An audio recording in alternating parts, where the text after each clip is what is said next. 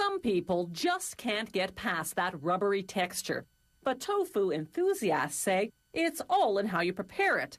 Tofu is a great source of protein, low in saturated fat and cholesterol-free, and it's versatile, absorbing whatever flavors surround it.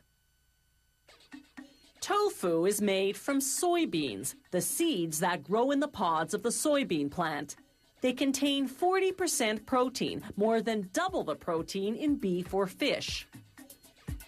They start by soaking the soybeans in cold water for 18 to 24 hours, depending on the season. In winter, beans are stored in outdoor silos and take time to warm to room temperature. Here's what the beans look like before and after soaking. As they absorb the water, they double in size and soften up a bit. The bloated soybeans go onto a conveyor belt, where a rotating device transports them to a crushing machine. The machine crushes them into a thick and grainy soup of soybean milk and pulp. It does this by forcing the beans through a filtering screen.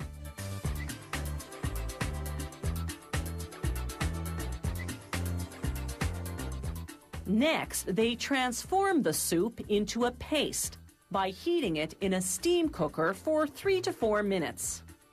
Then it's into a centrifuge machine. As the chamber spins, the centrifugal force separates the milk and pulp. The milk passes through a cone-shaped filter, while the pulp, called soy meal, sticks to the sides of the chamber. The soy meal goes off to be sold for cattle and pet food. The milk stays behind to be transformed into tofu. Still piping hot, it goes into a coagulation tank to be thickened into curd. But first, they add different herbs and spices, because this batch will be sold as flavored tofu. Then they add the coagulant, magnesium chloride, along with water to activate it. Then more stirring. It takes about 15 minutes for the soybean milk to congeal into soybean curd, otherwise known as tofu. When it's ready, it's still steaming, but pretty soggy. So they run it through a perforated cylinder to drain as much liquid as possible. By the time the tofu comes out the other end of the cylinder, it's relatively dry and roughly the consistency of scrambled eggs. Now it can be processed into those familiar blocks you buy at the supermarket. They transfer the tofu into large rectangular molds lined with cheesecloth.